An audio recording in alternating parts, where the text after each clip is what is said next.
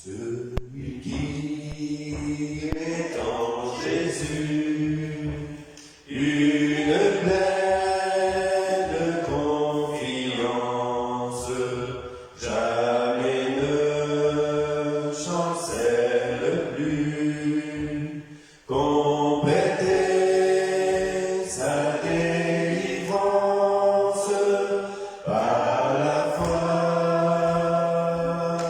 Nous marcherons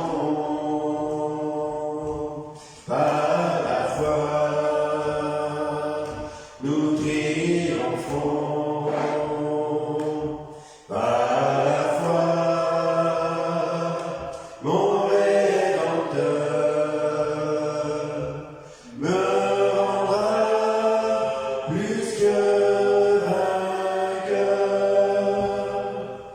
dans les jours d'adversité, quand tu sens qu'on est l'orage, regarde en sécurité à Christ et reprends courage par la foi.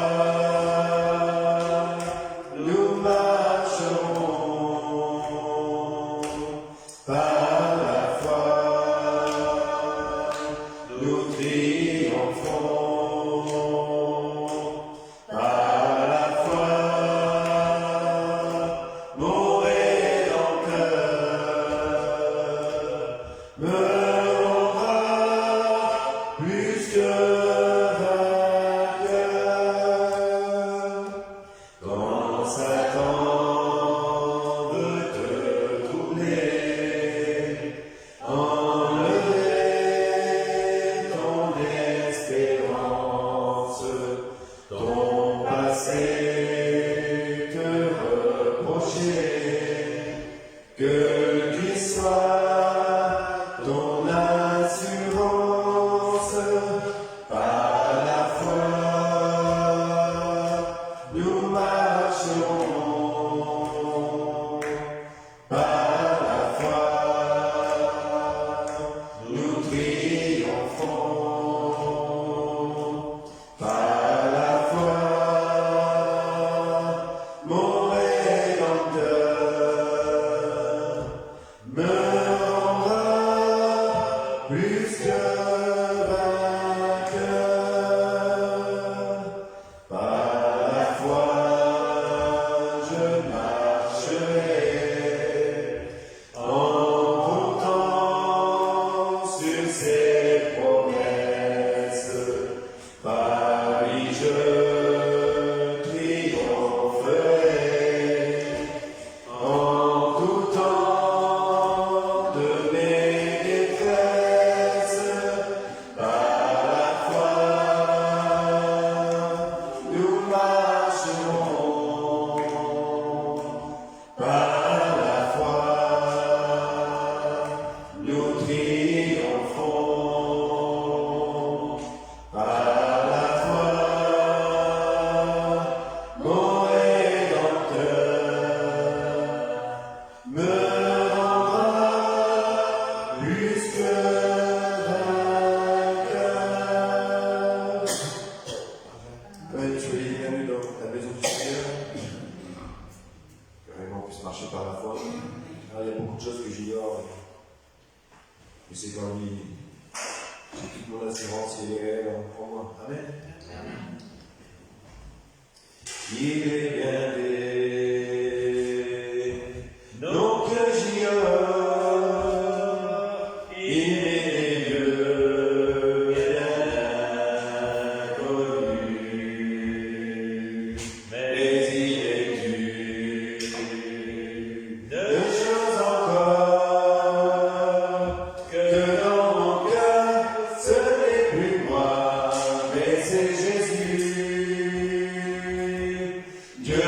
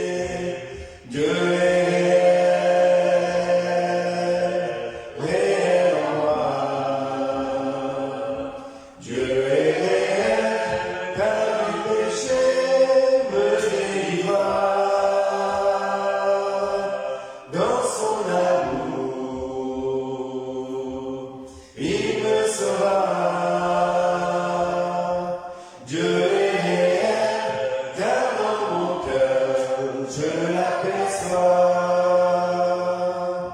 Depuis je sais en qui j'ai cru, car tout est neuf, tout est changé. En misérable, ont disparu pour laisser place à mon bonheur inégalé. Dieu est réel, réel en moi. Dieu est réel, car du péché me délivra. Dans son amour, il me sauva. Dieu est réel, car dans mon cœur, je l'aperçois. Dieu est réel, réel en moi. Dieu est réel, car du péché me délivra. Dans son amour, il me sauva. Dieu est réel, car dans mon cœur, je l'aperçois.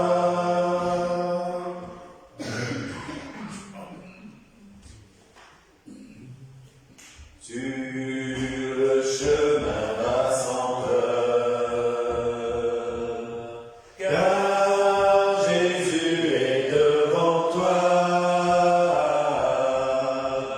Il veut être ton sauveur. Oh, suis-le par la foi. Et maintenant saisis la main de ton sauveur, car lui seul te donne l'éternel bonheur. Il a donné sa vie sur la croix. Oh, suis-le par la foi. Et si tu tombes en chemin, regarde à Jésus ton roi.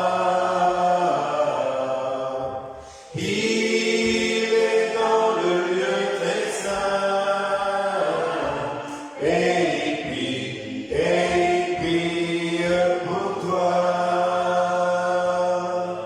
Et maintenant saisis la main de ton sauveur, car lui seul te donne l'éternel bonheur. Il a donné sa vie sur la croix. Oh, suis-le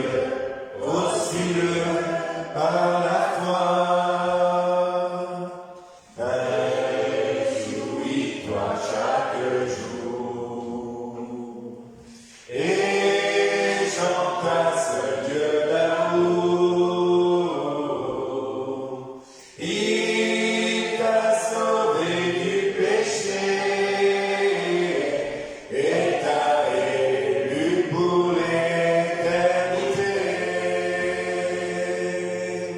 Et maintenant saisis la main de ton sauveur, car lui seul te donne l'éternel bonheur. Il a donné sa vie sur la croix. Oh, suis-le par la foi. Un jour Jésus reviendra. Oh, quel immense bonheur! Dans son ciel, il te prendra. Bénis-le dans ton cœur.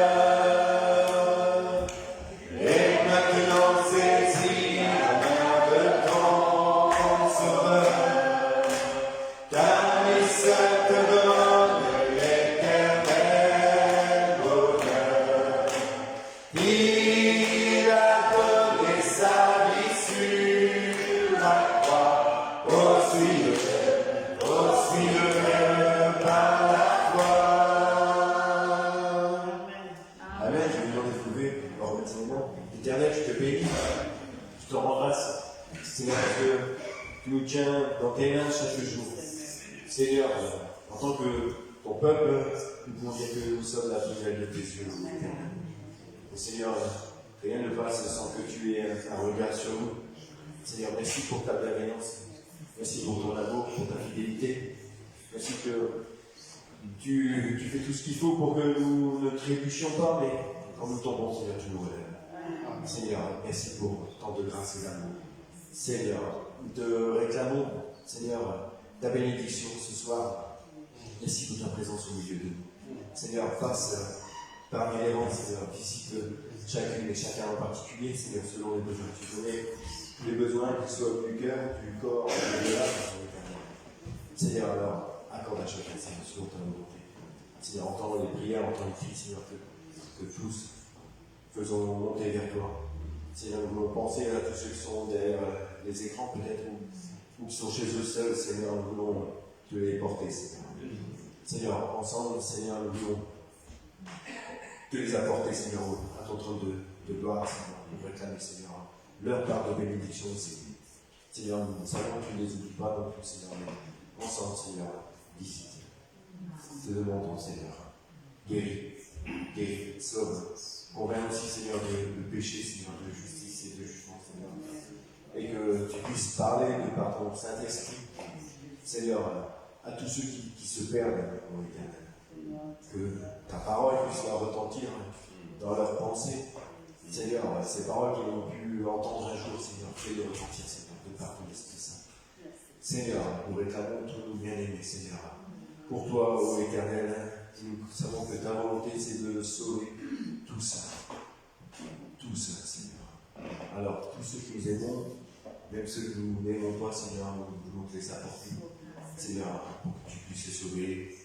Seigneur, bénis ton serviteur qui parlera, Seigneur, en ton nom. Seigneur, bénis-le. Amen. Amen.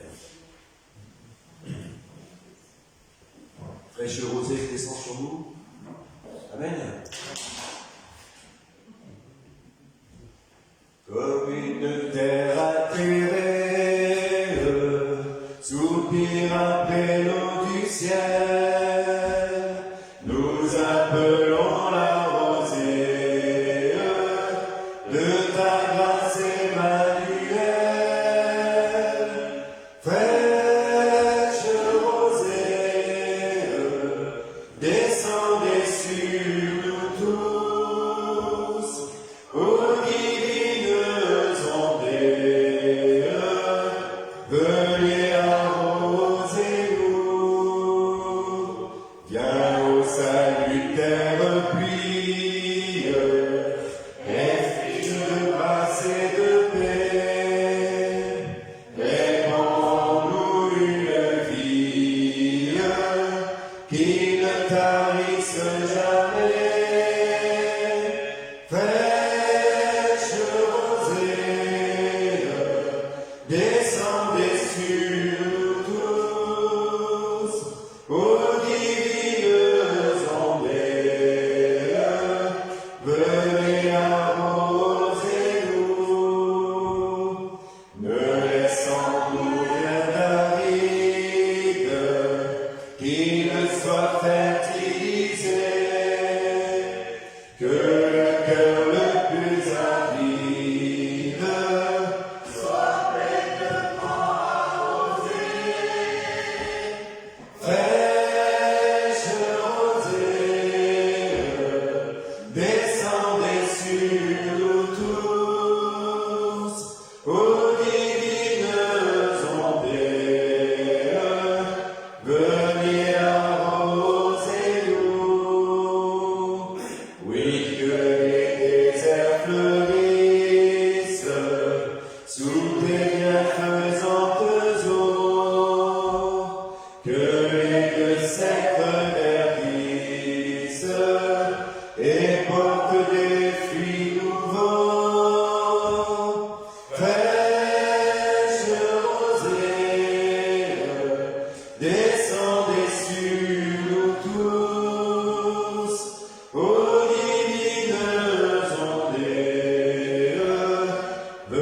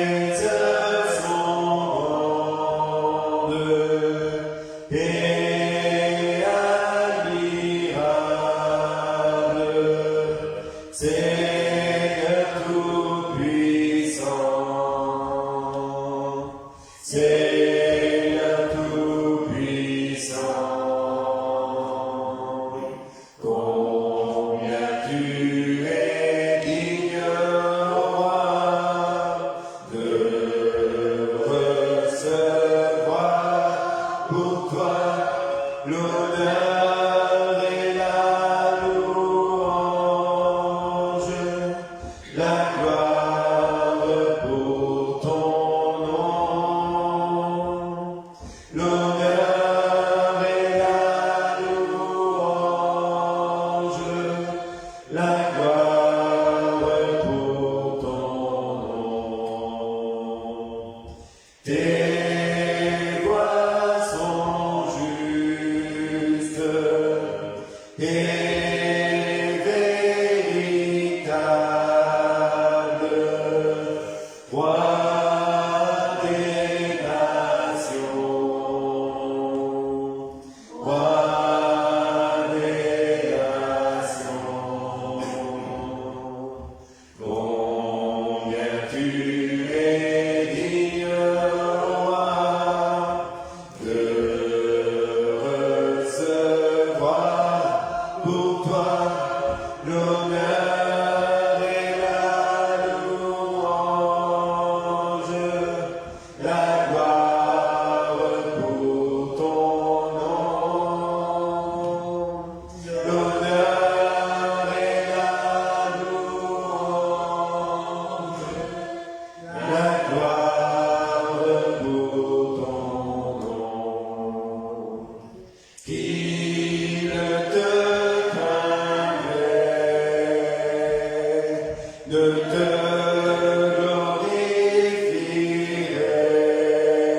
glorifierait, car tu es saint, car tu es saint. Combien tu es digne, Roi, de recevoir pour toi l'honneur et la louange, la gloire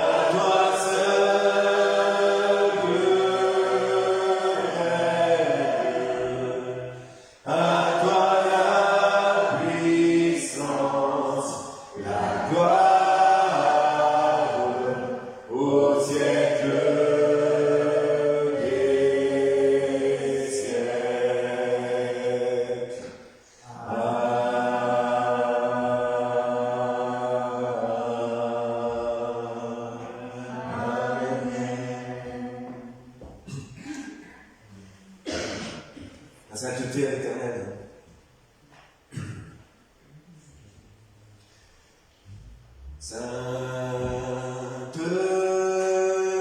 Sainteté à l'éternel, au roi des rois. Sainteté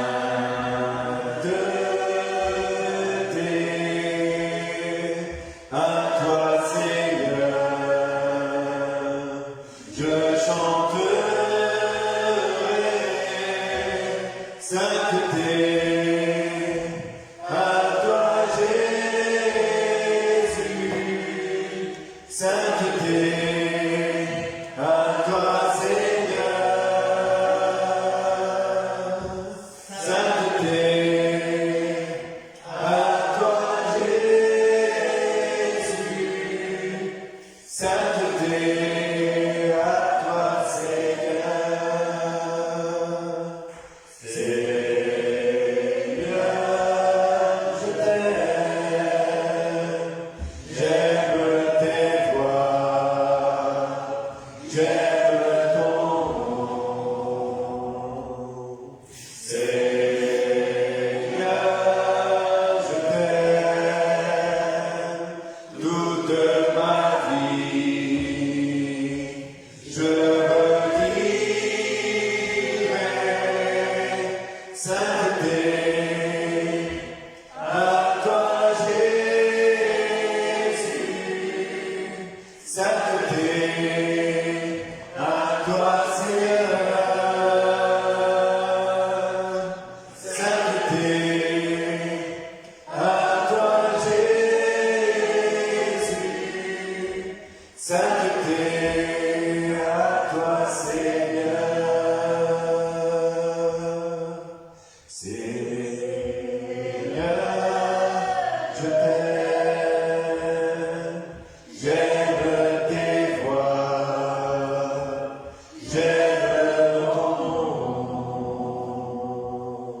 Seigneur, je t'aime, toute ma vie, je redirai. Sainteté à toi, Jésus. Sainteté à toi, Seigneur. Sainteté à toi, Jésus. Sainteté à toi, Seigneur. Amen. Je t'aime, Seigneur. On va chanter ce dernier chant avant de sa place à David. J'ai mis de quoi t'équiper là devant. Jésus, je t'aime. Moi, Jésus, je t'aime. Je m'incline devant toi. Louange et gloire à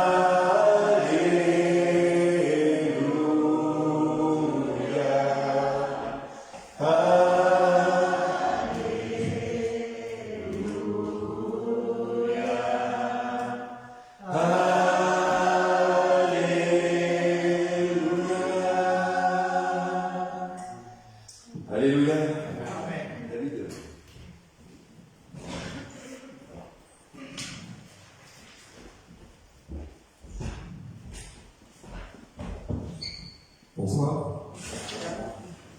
Alors, ce soir, le message que je voulais vous apporter, en fait, c'est un message qui va parler à chacun d'entre nous.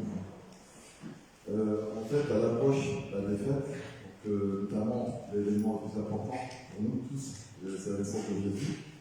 On va tous, pour la plupart d'entre nous, se retrouver en famille, autour d'un bon repas. Et il est important que le bonheur et la convivialité soient au rendez-vous. Alors, il est vrai qu'en ces temps difficiles, parfois, marqués par un deuil, une perte de travail, ou autre difficulté, une maladie qui arrive, le bonheur, il peut paraître difficile à atteindre pour chacun, et surtout, il n'est pas aussi le même pour tous. Le but de mon message est de vous démontrer que le bonheur que nous cherchons à atteindre n'est pas forcément celui que nous pensons, d'où le titre, à la recherche du véritable bonheur. Alors, nous parlons souvent du bonheur, tout le monde le cherche. Certains pensent que le bonheur, c'est d'avoir de l'argent. C'est vrai qu'on est tous, je pense, fascinés par le but de dire si j'avais de l'argent, je pourrais faire ça, et on en cherche toujours plus, et puis on voit forcément des fois que c'est pas l'argent qui fait le bonheur. D'ailleurs, il y a une expression qui nous dit. C'est aussi peut-être de réussir ses études. C'est vrai qu'aujourd'hui, si on n'a pas de diplôme, on a des difficultés à trouver du travail. Quoique même en ayant des diplômes, des fois, on a également du mal à en trouver. C'est aussi peut-être avoir un bon travail. Aujourd'hui, c'est vrai qu'il est difficile d'avoir un bon travail. Je ne sais pas toujours le travail qu'on peut faire. C'est aussi pour une famille. Donc avoir une femme, avoir des enfants. Pour certains, c'est compliqué d'avoir des enfants. Donc le bonheur, en fait, il peut être différent pour tous. Moi, je connais plein de personnes qui ont tout cela, mais qui ne sont pas forcément heureuses. La Bible nous montre que le bonheur selon Dieu est différent du bonheur selon le monde. D'abord, je vais vous donner une définition du bonheur. Alors, les définitions que j'ai gardées, c'est ceux du petit Robert, et notamment, le premier, c'est l'état de complète satisfaction. C'est vrai que le but premier de la recherche du bonheur, c'est d'être satisfait de ce qu'on recherche. Donc, ça peut être synonyme d'euphorie, de joie, lorsqu'on l'a atteint, de contentement. Il y a aussi ses contraires. Alors, le contraire, forcément, du bonheur, c'est le malheur, la peine, la douleur. Dans une deuxième définition, que j'ai aussi retenue, c'est la joie, c'est le plaisir à une circonstance. C'est vrai que des fois, on est content de se retrouver ici à l'église. Donc ça, c'est un bonheur de se retrouver à l'église. Amen. Alors après, j'ai pris une petite définition un peu plus philosophique, parce que je trouvais qu'elle était un peu le résumé de ce que je voulais un peu expliquer, en tout cas sur le bonheur, sur le monde. Donc c'est un état de satisfaction complète, caractérisé par sa stabilité et sa durabilité. En fait, pour que le bonheur soit vraiment atteint, il faut qu'il soit stable, c'est-à-dire qu'il soit constant, toujours là, et surtout qu'il dure dans le temps. Alors en fait, il ne suffit pas de le ressentir comme un bref consentement pour être heureux. Une joie intense n'est pas le bonheur. On peut être joyeux pour quelque chose sur un moment, mais parfois c'est pas durable dans le temps. De ce fait, ce n'est pas vraiment le véritable bonheur, celui qu'on trouve là dans le monde, puisqu'il peut s'éteindre à tout moment. Dans un premier point, je vais justement vous parler du bonheur que le monde promet, mais ce bonheur est incomplet. Le monde ne donne qu'un bonheur conditionnel. Il faut toujours une condition. Tu seras heureux quand tu auras plus d'argent, peut-être plus de choses autour de toi qui te satisfont. Quand tu gagneras plus, donc quand tu gagneras peut-être plus d'argent, quand tu seras reconnu par les autres, mais ce n'est pas le but, en tout cas ici, et quand on réalise des rêves. Il peut être le rêve d'avoir une voiture, d'avoir une belle maison, d'avoir des belles vacances, enfin, voilà. Mais tous ces bonheurs dont je viens de citer, en fait, dépendent de circonstances, des gens, de ce que j'ai et que je n'ai pas. Dans la Bible, Salomon, l'homme le plus riche, le plus sage, le plus puissant de son époque, a dit « J'ai tout essayé et tout est vanité ». Donc, un homme qui a peut-être tout pour être heureux, un bon salaire, une belle voiture, une vie sociale intense. Chaque soir, en fait, en rentrant, quand il rentre chez lui, en fait, il sent rien du tout. Parce que tout cela, c'est que des choses matérielles qui sont autour de lui. Il n'y a rien de spirituel.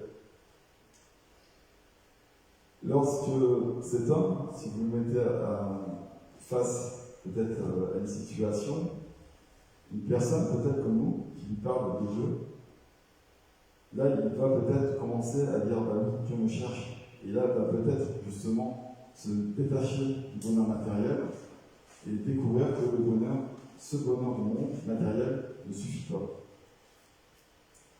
Dans Matthieu 6, verset 33, il est dit: cherchez premièrement le royaume de Dieu, et toutes ces choses vous seront données.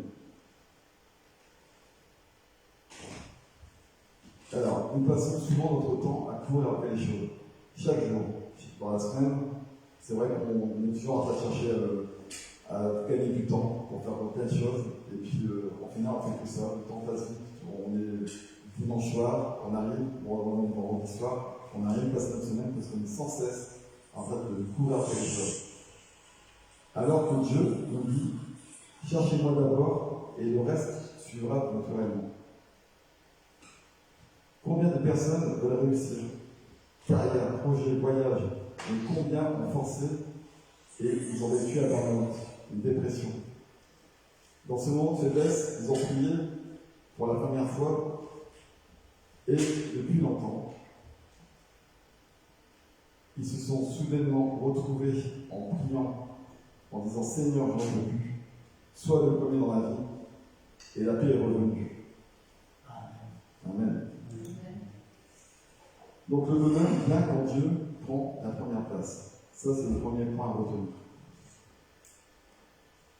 Ensuite, sur un autre point, dont je voulais parler ici, c'était du coup, le bonheur s'expérimente dans une vie transformée. Alors je m'attendais un peu plus sur ce point, et on va prendre dans Matthieu 5, les versets 1 à 10. Alors dans ces versets, les paroles de Jésus qui s'y trouvent renversent la manière dont le monde comprend le bonheur.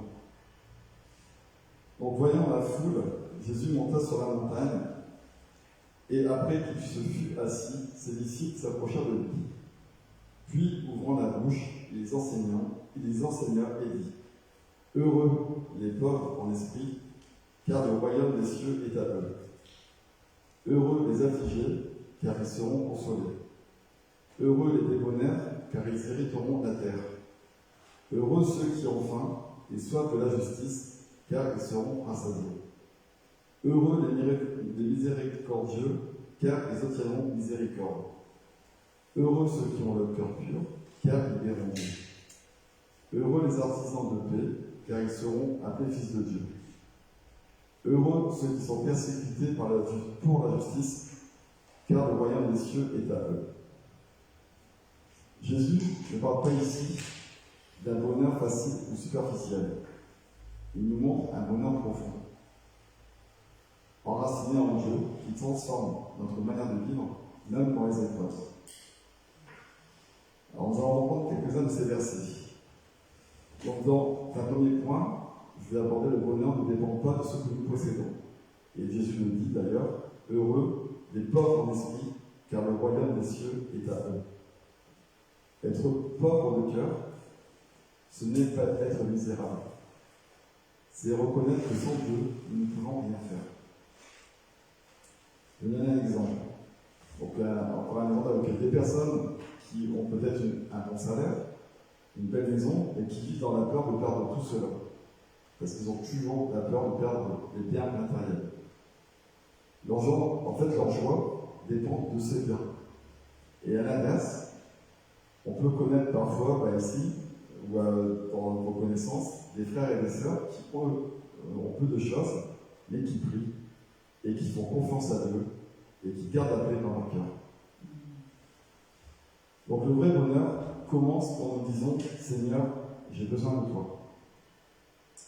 Dans un deuxième point, dans un de ces versets que je vais reprendre, il y a le bonheur qui est au milieu des épreuves. En fait, on pense que quand on a des épreuves, quand on a des difficultés, en fait, on ne peut pas avoir de bonheur.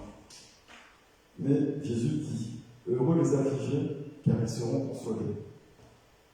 Donc Jésus ne se réjouit pas de notre souffrance, mais il promet sa présence et sa consolation.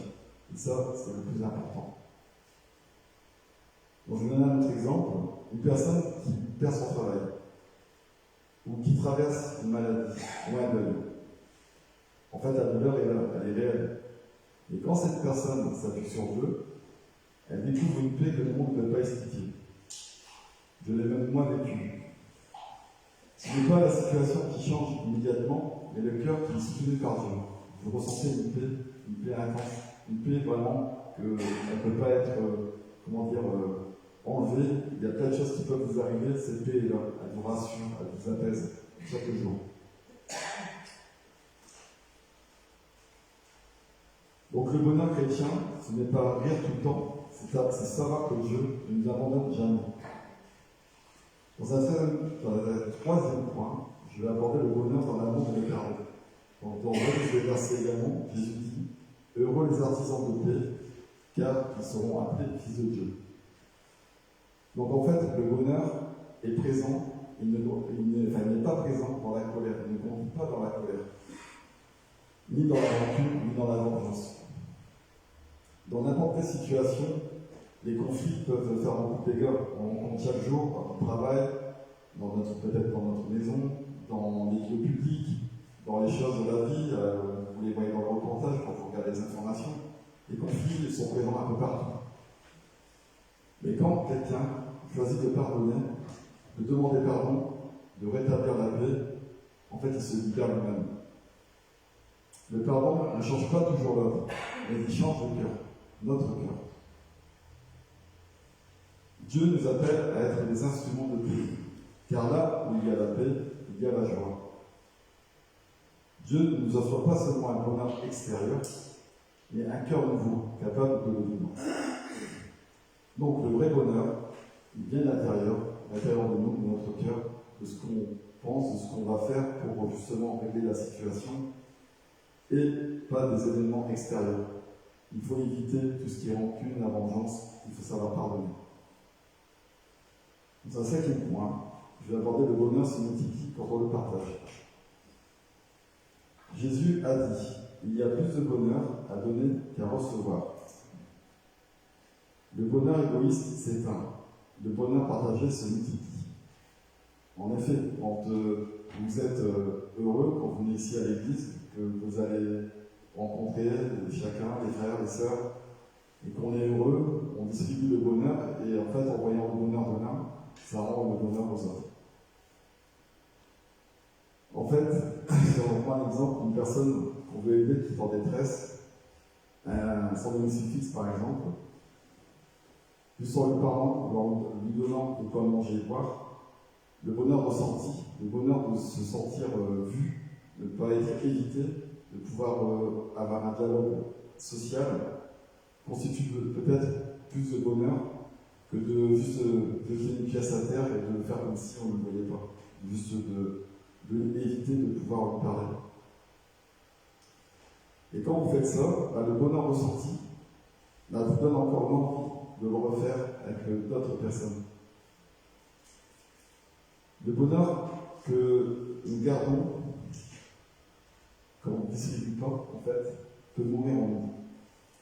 Alors que le bonheur que vous allez émettre à d'autres personnes va vous permettre de faire grandir ce bonheur.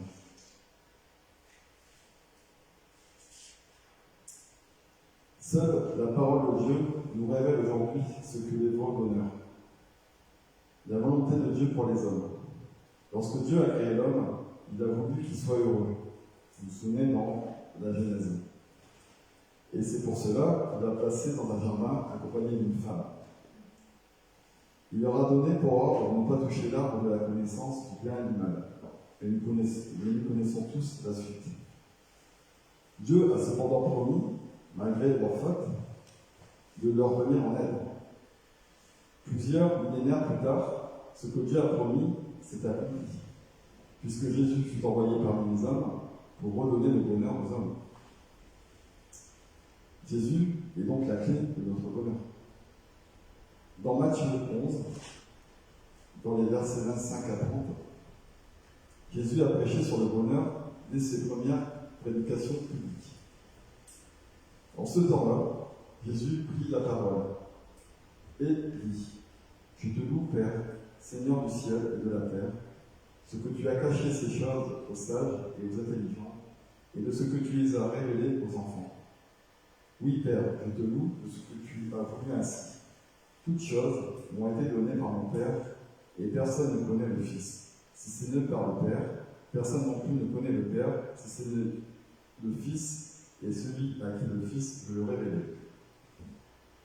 Venez à moi, vous tous qui êtes fatigués et chargés, et je vous donnerai du repos. Prenez mon joug sur vous et recevez mes instructions, car je suis doux et humble de cœur, et vous trouverez du repos pour vos âmes. Car mon joug est doux et mon fardeau léger. Le bonheur existe et il est réalisable. Le secret de ce bonheur est simplement de connaître le Père. Quand nous connaissons Christ, nous avons la clé du bonheur. Pour celui qui a reçu le Christ, le bonheur est d'être heureux dans l'état où nous nous trouvons, et ce, indépendamment des circonstances. Donc je le redis, c'est vrai que quand telle chose arrive autour de nous, qu'on est mis à l'épreuve, on rencontre des difficultés, à partir du moment où on a Christ dans notre cœur, il nous donne cette clé, il est sous bouclier en fait, et rien ne peut détruire cette clé que vous avez à l'intérieur de vous. Jésus est donc le repos de notre âme. En ce temps-là, Jésus avait fait des prodiges, des miracles extraordinaires, mais les gens l'ont dédaigné. De même, dans notre vie quotidienne, combien d'entre nous, dans la semaine, ont pris le temps dans la prière pour Dieu? C'est vrai qu'on n'est peut-être pas assis, moi-même, le premier. Mais nous ne sommes pas là pour pointer, en fait, toutes ces choses ou condamner. Mais c'est important de se rappeler que nous pouvons nous décharger au pied de Jésus afin que notre âme trouve le repos. Il a le pouvoir de redonner le repos à l'âme la plus angoissée. Il peut chasser toutes vos angoisses. Malgré tout ce qui peut arriver chaque jour, il nous chasse toutes nos angoisses. Il donne cette paix. Jésus dit : Venez à moi, vous tous qui êtes fatigués et chargés, car il sait ce qu'il nous faut et il est ému de compassion pour nous. La tristesse de notre âme vient du fait que nous avons conscience du péché. Jésus est donc le seul capable de nous enlever cette culpabilité et le poids du péché. Alors non seulement il faut venir à lui, mais il faut prendre la décision aussi de lui obéir. Si nous voulons goûter au bonheur, il faut s'approcher de Jésus. Pour conclure ce message, je pose déjà une première question. Que pouvons-nous dire sur la véritable bonheur?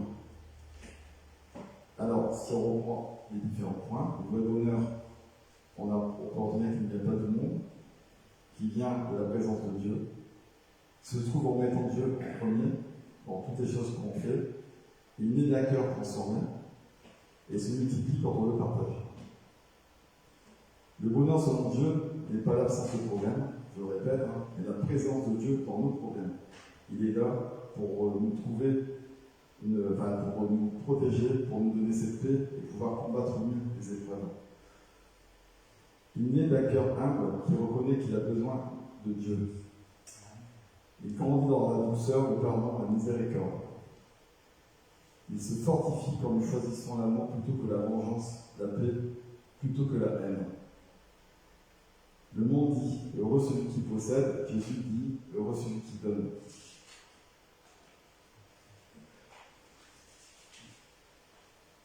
Le monde dit « heureux celui qui domine », Jésus dit « heureux celui qui sert ».